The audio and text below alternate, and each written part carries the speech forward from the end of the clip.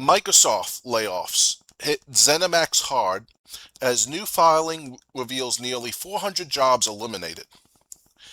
Newly released government filings have revealed the full extent of Microsoft's latest layoffs at ZeniMax, showing that 379 employees lost their jobs across ZeniMax Online Studios and ZeniMax Media. According to a Maryland WARN Act filing, 213 of those layoffs came from ZeniMax Online Studios, the developer behind the Elder Scrolls Online, while another 166 employees were let go from ZeniMax Media, Bethesda's parent company. The filing does not separate Bethesda Game Studios into its own category because Bethesda and ZeniMax Media share the same office location. As a result, it remains unclear exactly how many of those 166 layoffs directly affected Bethesda's developers versus employees working in publishing and other support roles. The Maryland filing follows a separate WARN notice in Texas that previously confirmed 136 layoffs at id Software, the studio behind Doom. Those job cuts were also listed under ZeniMax Media. The numbers paint an especially concerning picture for ZeniMax Online Studios. Reports from late 2024 indicated that the studio's employee union represented approximately 461 workers. Combined with a previous round of layoffs in July 2025 that eliminated 62 positions, the studio has reportedly lost 275 employees over the past year. If those figures are accurate, ZeniMax Online Studios now has roughly 186 employees remaining, around 40% of the workforce it had just over a year ago.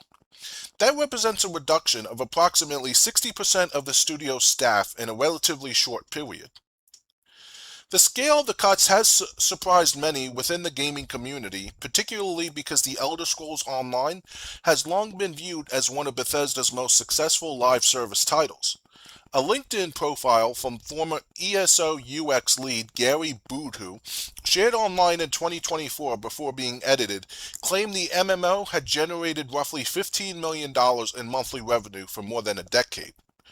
While those figures have not been officially confirmed by Microsoft or ZeniMax, they have fueled questions about why a studio associated with a consistently profitable game experienced such significant layoffs. The gaming community had responded with frustration, with many pointing to Microsoft's ongoing cost-cutting efforts, despite strong revenues from several of its gaming divisions. Others argued that the layoffs highlight a broader trend across the industry, where even successful studios and profitable live service games are no longer insulated from large-scale restructuring. Although Microsoft has not provided a detailed explanation for the reductions at ZeniMax Online Studios, the WARN filings offer the clearest picture yet of just how deeply the latest round of layoff has affected one of Bethesda's largest development teams.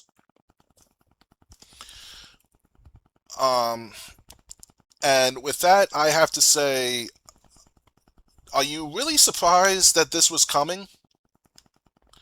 This is something else I thought we could be sure of that was to follow. Now, why would I say that? Well, when Phil Spencer was making decisions left and right that would make a normal person scratch their head and go, "Why make that decision?"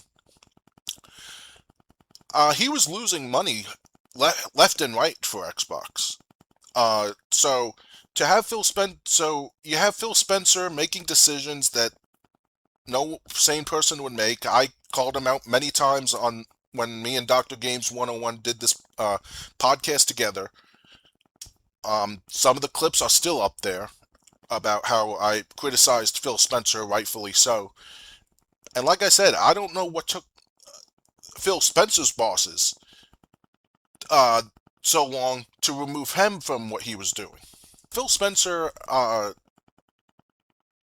with what he did, they're going to have to make up the money that he lost somewhere with his bad decision making. I'm expecting more studios to have to either have significant portion of their workforce cut, or to be shut down entirely because they gotta do something. They can't just kick the can down the road. If they were going to do that, they might as well have left Phil Spencer in control what he had control in. So, do but the thing is, they got to make that they got to make that money, and they got to do something different. So, I mean, it sucks. I never really cared about the Elder Scrolls Online, but come on, Doom has been one of my favorite games since I was a kid. Maybe like in the top five somewhere. Um, yeah, so it sucks. What happened with ZeniMax, but I would not be surprised if they are if it doesn't end with them basically. But I do think this is all connected to Phil Spencer's mess that he spent years creating, by the way. Think about it. He spent years creating this mess, bad decision after bad decision. This is the same guy who said he knew when the Activision Blizzard merger went through, he was going to have to fire thousands of employees. He said he knew that. And that's just one of the many, many bad decisions that I've called him out on over the years. So yeah, the fact that